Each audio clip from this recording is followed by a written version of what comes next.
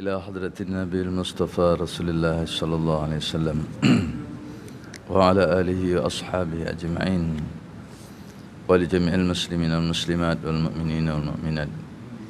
شاء الله لهم الفاتحة.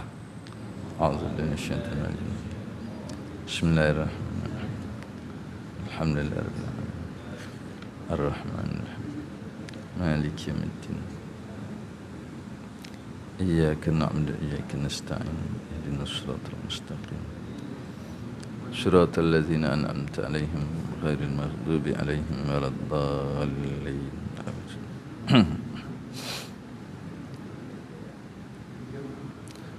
الحمد لله رب العالمين وبه نستعين على أمور الدنيا والدين.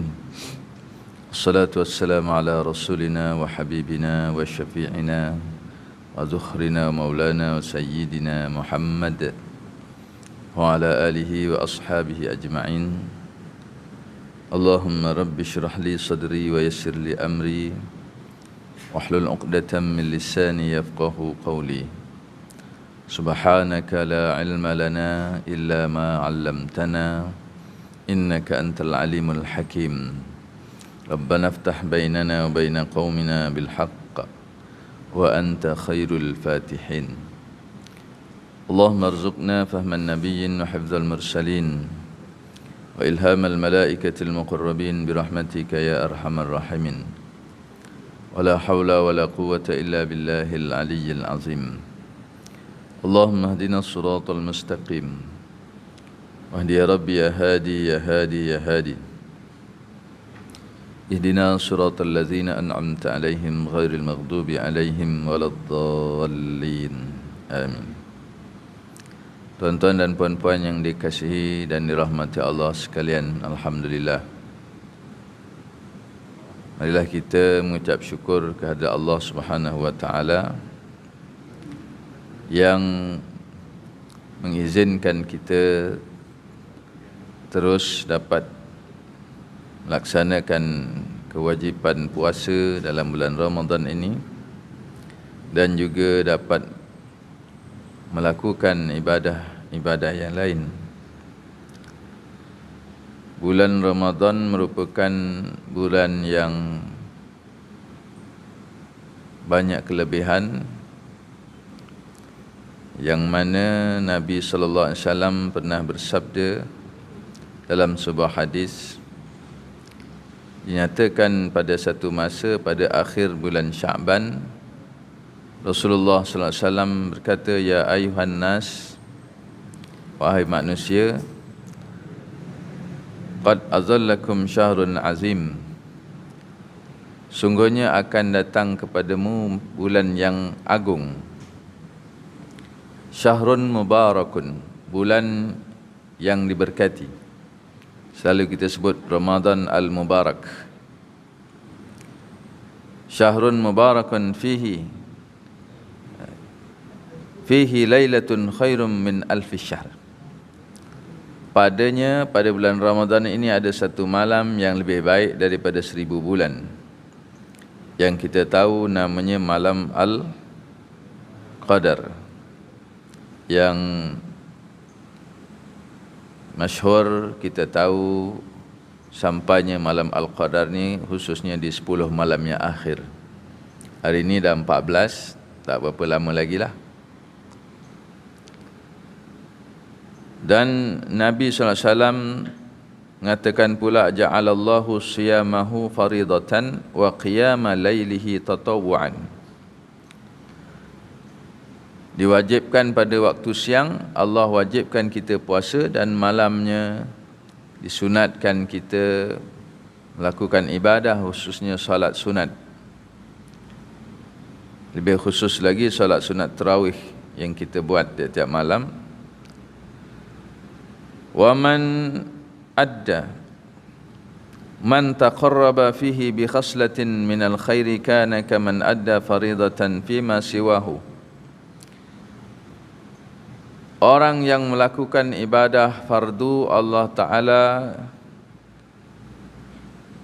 gandakan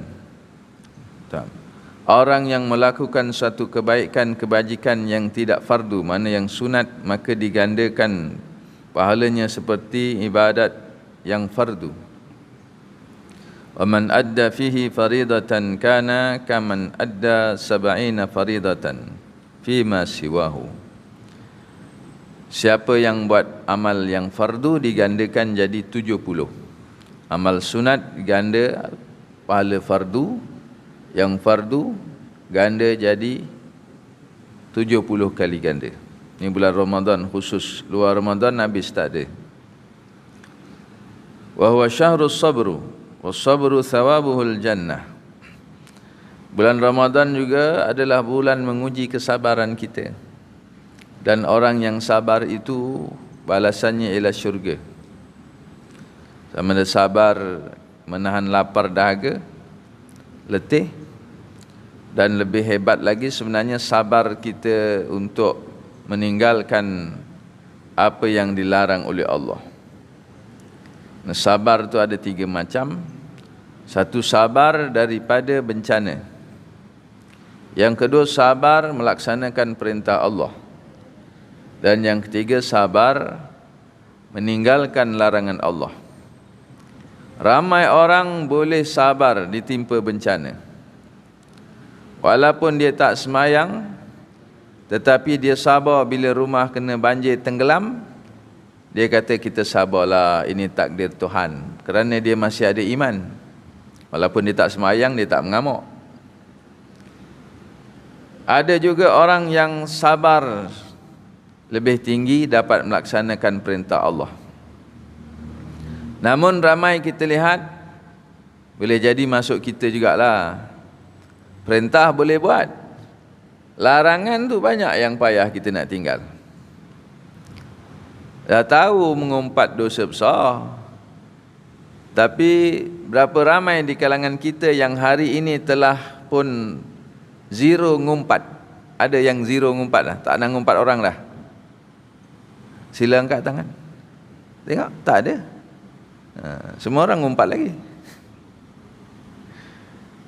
Payah. Lepas tu masuk sabar yang ketiga ialah sabar meninggalkan larangan Allah.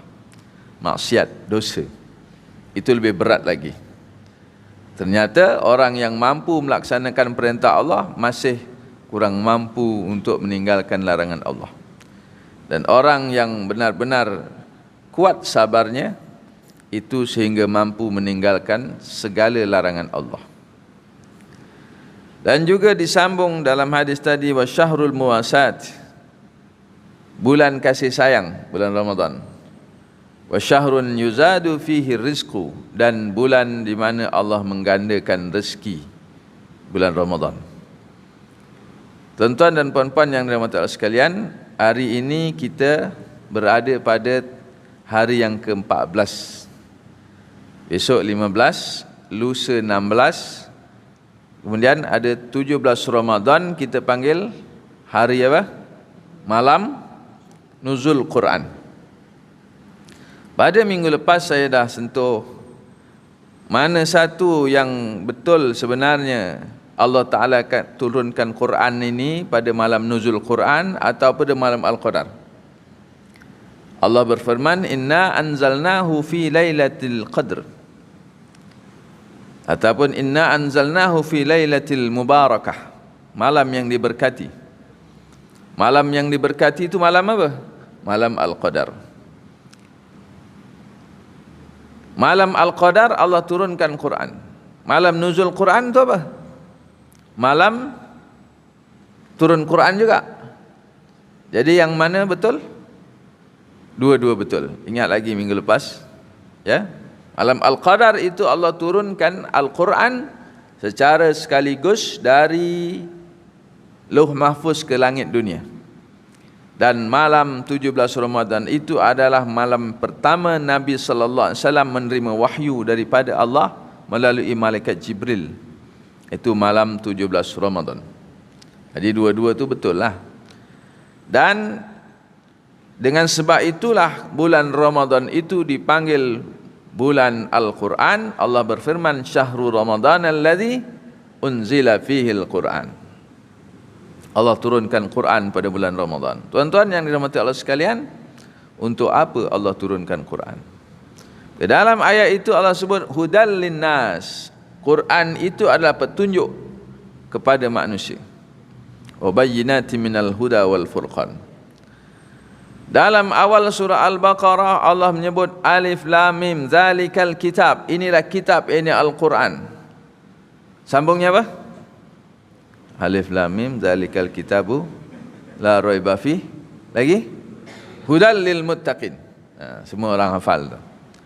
Ramai yang hafal awal surah Al-Baqarah. Itu ada hadis Nabi SAW yang menggalakkan kita supaya kita baca awal surah Al-Baqarah, ayat kursi, hujung surah Al-Baqarah, 3 ayat hujung surah Al-Baqarah, pagi dan petang, sebagai memohon perlindungan daripada Allah. Siapa baca, insya-Allah Allah akan berikan perlindungan. Tak payah pakai tangkal ataupun buat pendinding rumah, ataupun buat macam-macam pagar lah, macam-macam. Tak perlu. Pagar lah, pendinding lah, tangkal tu. Sedangkan yang jaga kita kan Allah. Maka Nabi sallallahu alaihi wasallam ajarkan kepada kita, ni baca ni ayat Quran ini sebagai doa. Semoga Allah lindungkan kita. Bukan ayat tu jadi pagar. Kadang-kadang orang silap faham, dia kata ayat ni ayat pagar. Dia pun baca ayat tu buat pagar, pusing. Oh, ni dah macam pagar lah ni. Sebenarnya tuan-tuan, tak maaf, memang ada kadang ustaz-ustaz juga yang ajar. Kau baca ayat ni, pusing rumah, keliling daripada sebelah kiri, jangan toleh belakang. Jalan ke depan, tengok depan, jangan toleh belakang. Yalah, kalau jalan ke depan toleh belakang, terlanggar tiang pula.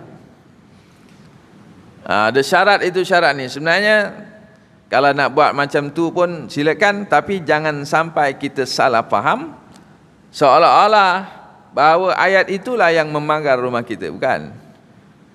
Tak perlu ayat, tak perlu apa, yang kita minta kepada Allah. Berdoa menggunakan ayat Quran tadi supaya Allah menjaga kita, tak supaya susah-susah nak pusing-pusing rumah. Kalau rumah taman, berapa banyak kita nak pusing? Rumah siapa semua kita pusing? Tak boleh pusing. Dan rumah kita tengah-tengah, kita nak pusing sampai hujung. Wah, penat kita jalan. Dah kena pagar semua sekali. Habis hantu setan dalam rumah orang pun kita pagar juga. Tak boleh keluar. Kesian setan hantu. Kita nak pagar rumah kita. Itu tuan-tuan, sebenarnya kita berdoa kepada Allah, minta dengan menggunakan doa ayat Quran. Allah yang menjaga kita, bukan ayat, bukan pagar. Tuan-tuan sekalian, biasa orang minta, Ustaz tolong pagar rumah. Kata nak buat pagar batu ke, pagar besi? Tak. Ini pagar-pagar, pagar yang tak nampak ni. Kalau dah nama pagar tapi tak nampak, tentu ada makhluknya kat situ. Itu yang kadang-kadang orang buat pagar, rupa ada sungguh pagarnya yang tak nampak. Itu banyak pagar yang tak nampak tu. Lama-lama pagar tu pula yang dah tak ada kerja, boring, duduk situ tunggu je, buat apa ni? Dia tak ada aktiviti, lama-lama dia pula kacau orang tuan rumah tu, orang dalam rumah. Jadi tak perlu kita buat pagar-pagar. Apa yang perlu, kita berdoa dengan apa saja doa, khususnya doa-doa yang dianjurkan oleh Nabi kita Muhammad sallallahu alaihi wasallam, khususnya daripada ayat-ayat Quran. 3 kul, itu pun gitu jugalah. Jelas Nabi SAW menyatakan kelebihan-kelebihannya. Baik. Tuan-tuan, dalam awal surah Al-Baqarah Allah mengatakan Quran itu hudan lagi, petunjuk lil muttaqin, bagi orang yang bertakwa. Dalam awal surah Luqman, alif lam mim tilka ayatul kitabil hakim hudan wa rahmatan lil muhsinin, petunjuk dan rahmat bagi orang yang ihsan. Kesimpulannya, seluruh redaksi dalam Quran, kenyataan-kenyataan daripada Allah Ta'ala sendiri bahawa Al-Quran itu adalah petunjuk yang Allah berikan kepada kita. Quran itulah teksnya yang boleh dirujuk oleh manusia, oleh kita, dan mestilah difaham baru boleh jadi petunjuk. Kalau tak faham, tak jadi petunjuk. Maka jadi satu kewajipan bagi umat Islam secara fardu kifayah, ada orang yang mesti belajar dan faham Quran, lalu diajarkan kepada orang apakah isi kandungan Quran itu. Tunjuk. Orang yang ikut isi kandungan Quran, maka dia akan diberi petunjuk oleh Allah Subhanahu wa taala, panduan bimbingan daripada Allah, hidayah. Maka Allah Subhanahu wa taala menyatakan dalam Quran banyak ayat, Allah mengatakan yahdi man yasha, Allah yang memberikan petunjuk, yaitu orang yang berusaha untuk memahami Quran, sama ada melalui pengajian yang khusus, belajar sungguh-sungguh bahasa Arab, hafal Quran, belajar tafsir, itu nanti jadi ulama, jadi ustaz kurang sikit. Ataupun macam kita ni lah, ada kuliah, ada majlis ilmu, ustaz terangkan sikit-sikit, inilah dia makna ayat Quran, inilah dia kefahaman daripada ayat Quran, kita dapat sikit-sikit untuk kita guna pakai dalam hidup kita. Bila mana orang berusaha untuk mendapat pengajaran dan petunjuk daripada Quran, maka Allah yang memberi petunjuk kepadanya. Yahdi man yasha, Allah memberi petunjuk. Siapa yang akan dapat petunjuk? Siapa saja yang dikehendaki oleh Allah. Ila siratim mustaqim, petunjuk kepada jalan yang lurus. Maka Al-Quran itu menunjukkan kita kepada jalan yang lurus. Kita minta hari-hari, ihdina, minta kepada Allah, ya Allah, berilah kami petunjuk. Petunjuk apa nak? Ihdinas siratal mustaqim, yaitu jalan yang lurus. Apa dia jalan lurus? Ayat ini Allah Subhanahu wa taala minta, ajarkan kepada kita, minta supaya ditunjukkan jalan yang lurus. Bagaimana nak mengetahui jalan yang lurus? Apa panduannya? Quran. Ada tak contoh? Maka contoh itu Allah sebut dalam ayat yang lain, iaitulah siratal ladzina an'amta alaihim, jalan orang-orang yang telah Allah berikan kepada mereka petunjuk, yaitu minan nabiyyin wasiddiqin wasyuhada wassalihin. Para nabi, orang yang siddiq, orang yang benar, orang yang syahid, mati syahid, dan juga orang-orang soleh. Mereka ini telah mendapat petunjuk daripada Allah. Maka kalau kita nak tengok bagaimana hidup seorang yang mendapat petunjuk, itu contoh dia. Maka kita belajar apakah dia pengajaran daripada Nabi sallallahu alaihi wasallam, daripada hadis-hadis. Kita sendiri nak faham hadis tak pandai. Lalu kita bacalah kitab-kitab yang dikarang oleh para ulama. Daripada cara untuk beribadah, cara untuk bermuamalat, bermunakahat, dan juga di dalam menentukan hukum, hakam, undang-undang. Adakah itu saja? Ada lagi. Hari ini ulama-ulama menyebut ada fiqhus siasah. Tadi fiqhul ibadah, fiqh ibadat, fiqh ibadat, fiqh muamalat, cari makan, bekerja, jual beli, perniagaan. Fiqh al-munakahat, dalam perkahwinan. Bab nakahat ni bukan nikah aja. Belajar nikah, dah tahu nikah, kena tahu peranan, tanggungjawab suami, tanggungjawab isteri. Ada orang bila berkahwin, maka dia akan jadi suami yang lelaki, yang perempuan jadi isteri. Tapi kalau ada orang kahwin laki dengan laki, siapa suami, siapa isteri? Wah, susah tu. Ada perempuan kahwin dengan perempuan, payah juga. Maka Allah menjadikan fitrahnya lelaki kahwin dengan perempuan lah, sesuai. Allah jadikan lelaki dengan sifat-sifat lelaki, perempuan dengan sifat-sifat perempuan yang berbeza. Kenapa tak sama? Kalau sama nanti beradu, bertembung. Bila tak sama, dia akan menjadi pelengkap antara satu sama lain. Ya, sebagaimana jari ini, ada yang besar, ada kecil, ada panjang, ada pendek. Semuanya bergabung menjadi satu kekuatan. Ya? Bila mana Allah Ta'ala berikan petunjuk tadi, jadi fiqh, jadi ilmu. Itulah tunjuk-tunjuk Allah yang disimpulkan, dihimpunkan oleh para ulama. Dia mengaji Quran, melihat hadis, inilah dia Islam. Jadikan petunjuk untuk kita, jadi fiqh ibadat, fiqh muamalat, fiqh munakahat. Ada fiqhul jinayat, ini kerja hakim. Dan ada fiqh siasah, fiqh kepimpinan. Macam-macam lagi, termasuklah akhlak kita, budi pekerti kita. Itu juga ada petunjuk daripada Quran, daripada hadis. Tuan-tuan yang tuan sekalian, Allah Subhanahu wa taala memberi petunjuk kepada orang-orang yang dikehendaki. Siapakah yang dikehendaki oleh Allah Subhanahu wa taala? Maka dalam Quran itu ada golongan yang Allah Ta'ala sebut mereka itu diberi petunjuk, dan ada yang Allah sebut mereka itu tidak layak mendapat petunjuk. Siapakah yang diberi petunjuk? Ada dalam Quran sebut, ayat awal surah Al-Baqarah tadi, orang yang muttaqin itu ya alladzina yu'minuna bil ghaib wa yuqimunas salah wa mimma razaqnahum yunfiqun ulaika ala hudam mir rabbihim. Mereka itulah yang berada di atas petunjuk Tuhan mereka. Siapa dia? Orang yang bertakwa. Puasa Allah suruh jadi takwa.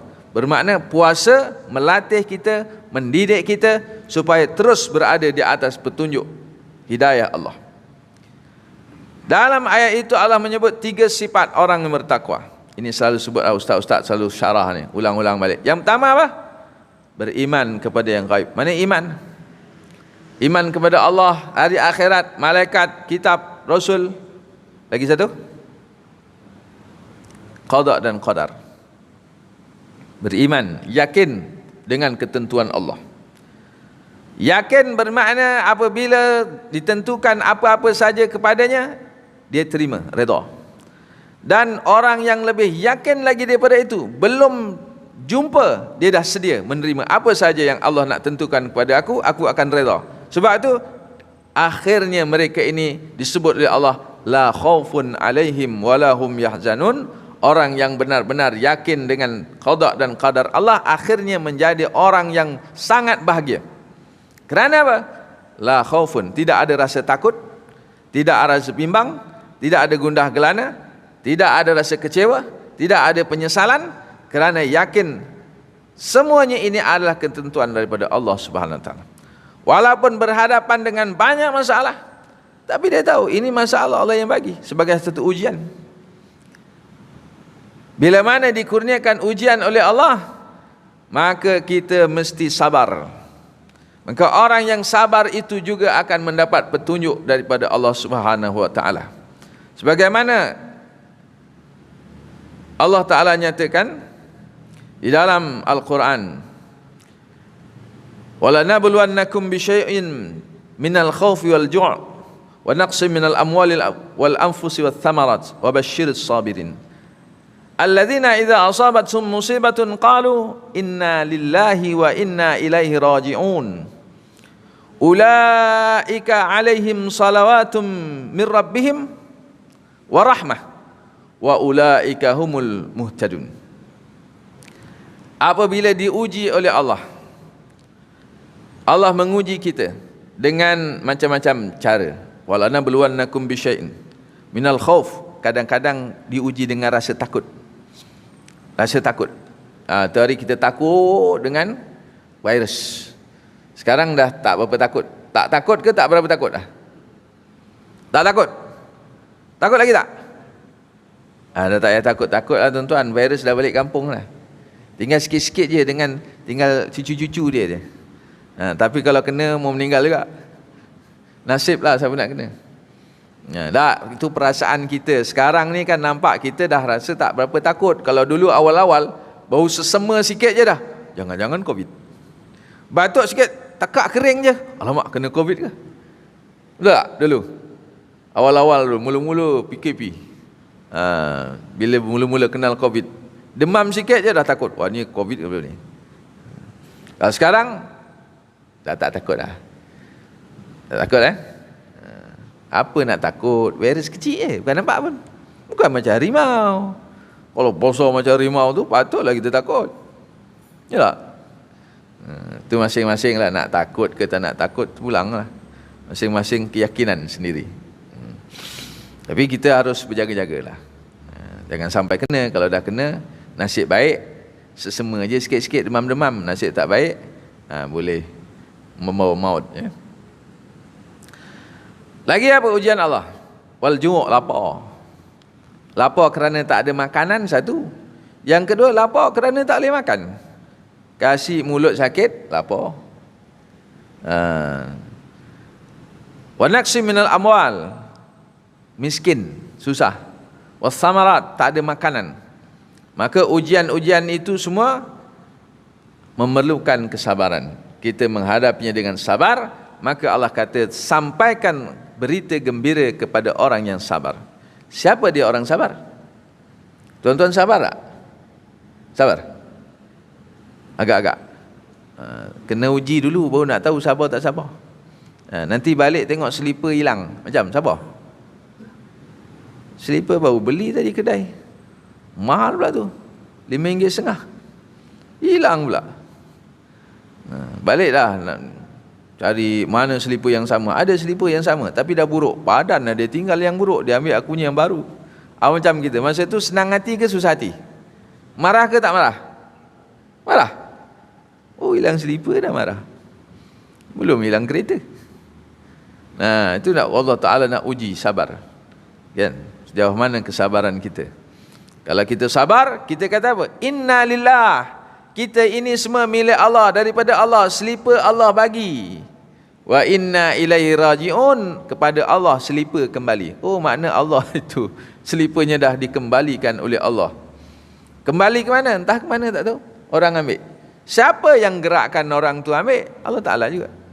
Kita nak mendapat keyakinan sebegitu, barulah la khaufun alaihim walahum yahzanun, tak ada rasa duka cita. Selipar hilang, selipar hilang tak apa, beli lagi, bukan mahal sangat pun, RM5 je. Mahal sikit RM10, mahal sikit RM15, ada mahal lagi RM20. Lagi senang, cakap dengan kawan, selipar aku hilang, boleh tak engkau tolong? Tolong apa? Tolong belikan lah. Kawan hilang selipar, kita gelak kau dia. Gelak tu tak, tengok aje. Kita pun duduk jauh-jauh kat siap lagi dia ambil selipar aku pula kan. Orang yang sabar tadi, yang menerima qada dan qadar Allah, maka orang ini Allah Ta'ala kata, mereka ini adalah orang yang mendapat salawatun minallah. Apa itu salawat daripada Allah? Selalu kita dengar dalam khutbah Jumaat, innallaha wa malaikatahu yusalluna 'alan nabi. Siapa baca tu? Khatib ke Bilal? Bilal baca dulu kan? Panggil khatib naik. Dia nak panggil khatib naik, dia panggil innallaha wa malaikatahu yusalluna 'alan nabi. Khatib pun faham, suruh naik, dia naik. Yang khatib tak faham, sal diam. Tak faham. Apa tu? Allah Ta'ala dan para malaikatnya berselawat ke atas Nabi. Apa makna Allah berselawat? Adakah Allah Ta'ala membaca Allahumma salli ala Muhammad, Allahumma salli ala Muhammad macam kita? Itu kita yang berselawat. Selawat daripada Allah maknanya rahmat daripada Allah. Rahmat, barakah, perlindungan, bimbingan, pimpinan, itu maknanya selawat daripada Allah. Orang yang mendapat selawat daripada Allah, siapa tadi? Orang yang sabar. Dia mendapat selawat daripada Allah, warahmah, dan rahmat daripada Allah. Dan mereka itulah orang yang mendapat petunjuk daripada Allah. Siapa dia? Orang yang sabar. Dua. Yang pertama tadi, orang yang muttaqin, yang bertakwa, iaitu orang yang beriman, kemudian mendirikan salat, dan ketiga, membelanjakan hartanya pada jalan Allah, tidak kedekut. Orang yang kedekut ni bahaya, tuan-tuan. Dalam satu hadis Nabi SAW mengatakan, Ra'aitu maktuban ala babil jannah. Masa aku dibawa melawat syurga, dekat pintu syurga tu ada satu signboard, tulis dilarang masuk. Siapa yang dilarang masuk? Yang pertama tulis kullu bakhilin, semua jenis kedekut. Bahaya, kedekut. Yang kedua, namamin, kullu namamin, orang yang jadi batu api, laga-lagakan orang, cerita buruk orang sana dekat sini, cerita buruk orang sini dekat sana, biar orang berlaga bergaduh. Ada orang buat macam ni? Ada? Ada Siapa tu? Adalah. Habis kita buat tak? Jangan sampai terbuat, kadang tak perasan, berlegar di WhatsApp. Nah, WhatsApp lah. Cakap Melayu WhatsApp. Orang putih WhatsApp, payah nak sebut. WhatsApp ni ada cerita orang itu, cerita orang ini buruk-buruk. Lebih-lebih lagi cerita orang-orang tertentu. Selalunya isu-isu politik ni. Kan? Jadi kita nak politik lah. Kerana politik itu juga sebahagian daripada perkara yang penting. Tetapi politik mestilah ikut Islam. Janganlah politik cara jahiliah. Fitnah pun bedal, bohong pun lepas, adu domba, namam pun buat. Ini politik jahiliah, menempah neraka saja. Kalau politik Islam, itu menempah syurga. Kerana Nabi SAW itu juga ahli politik. Dia adalah pemimpin negara. Di Madinah, Nabi itu pangkatnya apa? Jawatannya apa? Mufti. Kalau sekarang, mufti atau imam besar masjid negara? Masjid Madinah. Imam besar? Bukan. Nabi adalah Perdana Menteri, Sultan, Presiden. Kalau nampak kita yang paling powerful sekali, yang paling berkuasa sekali negara kita siapa? Perdana Menteri. Itulah Nabi Muhammad SAW. Kita tengok bagaimana berkesannya peranan Nabi sebagai pemerintah, orang nombor satu dalam negara. Ketika mana Nabi SAW mula berdakwah di Makkah selama 13 tahun, berapa ramai orang masuk Islam? Tahu tak? Kita tengok bilangan orang yang ikut Nabi hijrah. Berapa ramai? Ditulis dalam buku sejarah lebih kurang 100 orang.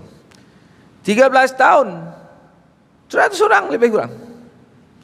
Tetapi apabila hijrah ke Madinah, dengan posisi Nabi sampai saja di Madinah terus diangkat menjadi pemimpin, menjadi Perdana Menteri.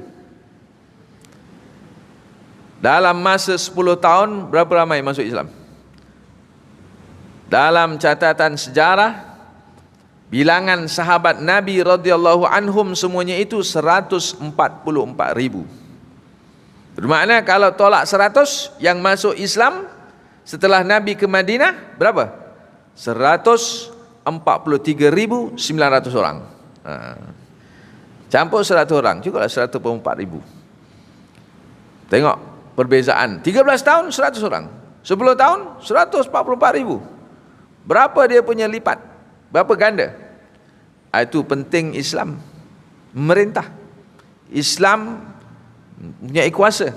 Dan itu pun salah satu daripada tujuan Islam diturunkan oleh Allah atas muka bumi ini.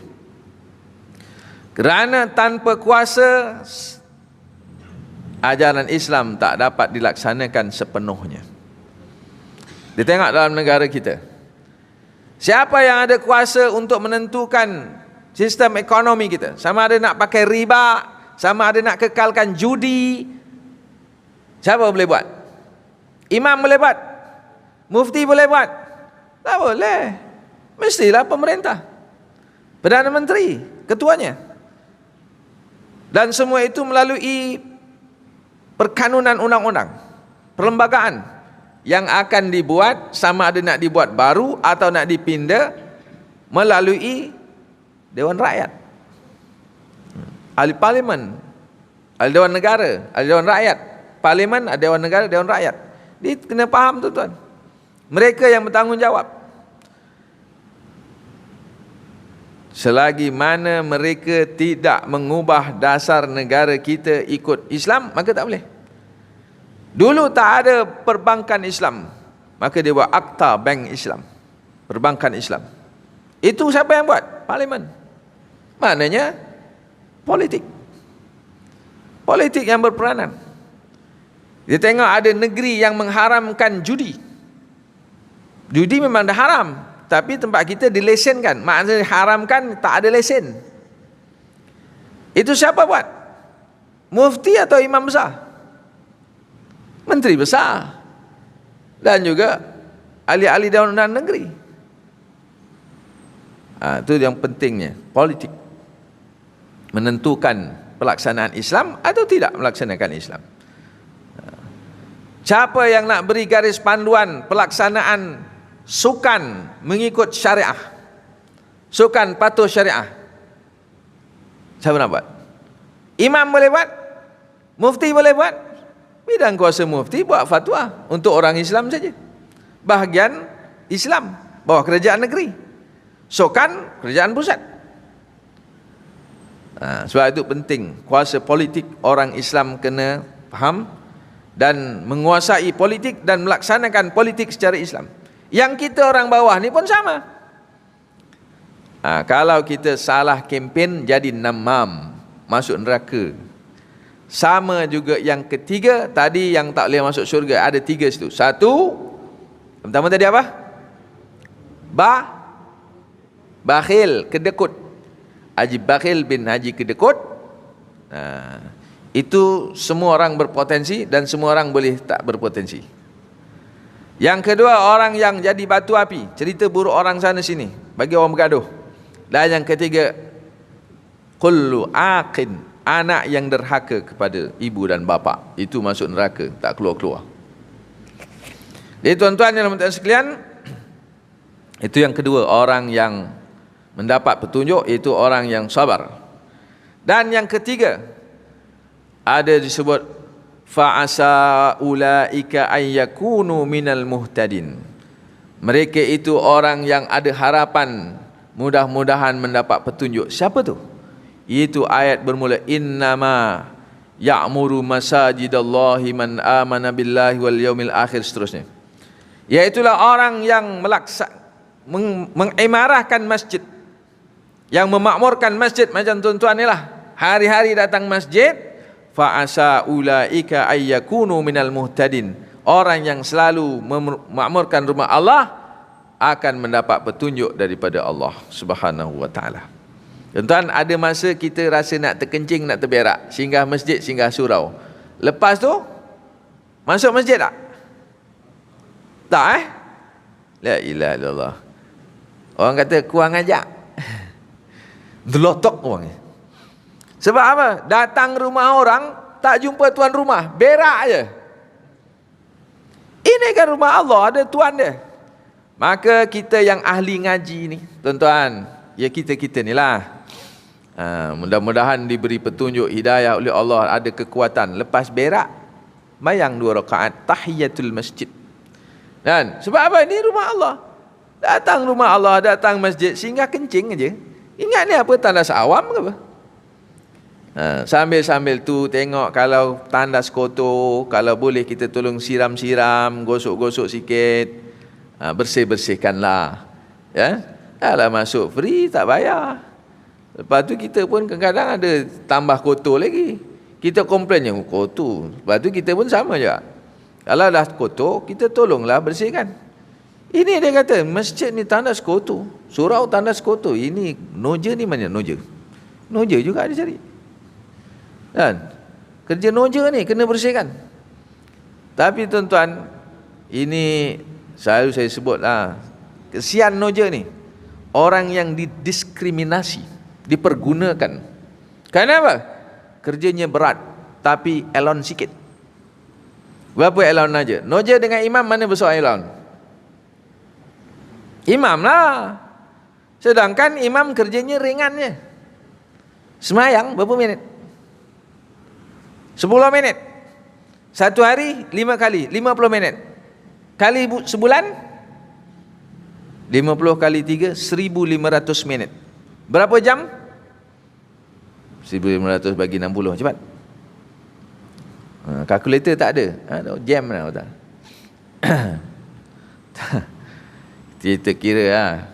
Kalau 20 jam kali 6, 12,000.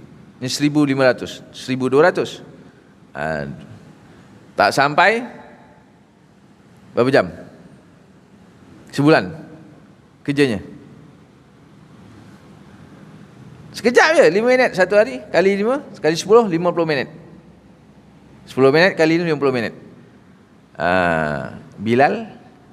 Bilal berapa minit tegas dia? Azan berapa minit azan? 3 minit. Kali 5, 15 minit. Sikit lagi. Imam 50 minit, Bilal 50 minit. Noja, berapa masa kerja dia? Satu hari. Mana Noja? Berapa jam Noja bekerja satu hari? Daripada pagi dia buka lampu, buka pintu, lepas tu orang balik, tutup lampu, tutup pintu, dia sapu lantai, cuci tandas. Lepas tu tengah hari datang dulu buka lampu, buka kipas, buka aircon, tutup. Balik, orang balik, dia tutup aircon, tutup kipas. Berapa jam kerja dia? Banyak mana kerja dia dengan imam? Tandas kotor, orang cari imam ke cari Bilal? No je. Pinggan mangkuk bersepah dekat store, orang cari siapa? No je. Pokok bunga tonggang langgang, ojek siapa? No je juga. No je kerja Bilal kan. Jadi kalau imam allowance 800, Bilal 500. No je? 2,500. Boleh? Barulah adil. Ini no je RM30 sebulan. La ilaha illallah. Patutlah orang tak nak jadi no je. Kalau nak pun yang kira dah khidmat ajalah. Anak-anak muda mana nak jadi no je? Kan? Gaji sikit, allowance sikit sangat. Bagi no je seorang cover sebuah masjid, bagi gaji besar sikit, boleh hidup. Zaman sekarang kalau kasih gaji 800, 900, nak makan apa? Kan? Ikan mahal, semua mahal. Biar ada satu. Kalau mampulah, tapi saya ingat tuan-tuan mampu boleh buat. Okey. Siapa dia orang yang memakmurkan masjid ni tadi? Ya orang yang selalu datang masjid. Termasuk tadi kita singgah masjid, solat. Berak kencing, adabnya singgahlah 2 rakaat solat, bertemu dengan tuan masjid. Okay.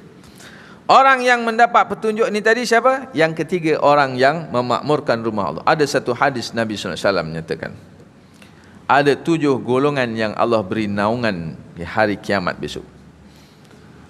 Salah seorangnya ialah rajulun, orang lelaki, qalbuhu mu'allaqatun fil masajid, hatinya sentiasa bergantung di masjid. Dia balik, dia potong, ambil hati, letak, sangkut dekat pintu masjid. Lepas tu dia balik. Iaitu orang yang sentiasa ingat ke mana-mana pergi masjid. Salat, pergi masjid. Ada majlis ilmu, dia tunggu masjid. Gotong royong, dia dulu. Dan orang yang sentiasa ingat kepada masjid. Ini tugas orang lelaki, memakmurkan rumah Allah. Jadi tuan-tuan yang selalu datang ke masjid, mudah-mudahan besok dapat naungan. Di hari kiamat, ketika mana huru-hara di padang mahsyar, orang semua kelam kabut dengan panas. Panas kan? Ada yang cerita matahari seperti satu jengkal dari kepala. Panas. Orang kelam kabut, hiruk-piruk ke sana kemari. Dia duduk diam, relax dalam bilik aircon. Siap main handphone lagi. Tenang je, dapat naungan. Itu ada 7 golongan. Salah satunya ialah lelaki yang selalu memakmurkan rumah Allah, datang masjid, pergi balik, pergi balik, pergi balik. InsyaAllah mudah-mudahan dengan niat yang ikhlas kita akan diberikan oleh Allah petunjuk. Bila dapat petunjuk, insya-Allah disitulah kekuatan kita, kemampuan kita untuk melaksanakan berbagai-bagai ibadah dan ketaatan kepada Allah Subhanahu Wa Taala. Tuan-tuan dan puan-puan sekalian, ini dah lebih 5:30 ni. Saya nak tutup dengan siapa yang tak layak mendapat petunjuk. Allah Subhanahu Wa Taala menyebut ada 3 golongan. Wallahu la yahdil qaumal zalimin. 1, orang zalim. Yang kedua, Allah la yahdil qaumal fasiqin, orang fasik. Dan yang ketiga, wallahu la yahdil qaumal kafirin, orang kafir. Kafir ingkar kepada Allah. Walaupun zahirnya dia Islam, tetapi ingkar dengan perintah-perintah Allah. Ini orang tidak diberi petunjuk oleh Allah. Dia orang fasik. Fasik ni orang jahat, dosa-dosa besar. Habis tu ada orang fasik, orang jahat, akhirnya dia taubat. Apa dia fasik? Fasik itu orang yang betul-betul lupa kepada Allah, yang tidak ada harapan sikit pun pada Allah. Mereka ini tidak mendapat tunjuk daripada Allah, dan dia orang zalim. Kita terdedah boleh jadi orang zalim. Apa makna zalim? Zalim lawannya adil. Apa makna adil? Adil itu ialah melakukan atau meletakkan sesuatu kena pada tempatnya. Meletakkan sesuatu kena pada tempatnya, ataupun buat sesuatu betul ikut peraturan, kaedah. Itu namanya adil. Kalau dulu almarhum Ustaz Ismail Kamus bagi contoh, anak laki bagi songkok, anak perempuan bagi songkok juga, kalau sama rata. Tapi adil bukan sama rata. Anak laki belikan songkok, anak perempuan belikan tudung. Itu baru adil. Kalau dua-dua pakai songkok, itu bukan adil, itu bangang namanya. Ustaz Ismail Kamus kata apa? Bangang lah. Jadi kita jangan anggap adil itu sama rata. Adil tadi ialah sesuai, kena pada tempatnya. Okay? Jadi tuan-tuan yang dirahmati Allah sekalian, itu beberapa perkara yang dapat saya sampaikan pada petang ini. Mudah-mudahan sikit sebanyak Allah Ta'ala jadikan dia sebagai satu ilmu yang bermanfaat, dapat kita amalkan sama-sama, dan juga dapat kita sampaikan jadi ilmu yang kita sampaikan jadi amal jariah kita. Dan kesilapan, kesalahan, kekurangan dalam penyampaian ini, saya mohon maaf di atas kelemahan dan kejahilan saya. Kalau ada yang salah, minta tolong tunjukkan dan betulkan. Billahi taufiq wal hidayah, waridul inayah. Assalamualaikum warahmatullahi wabarakatuh.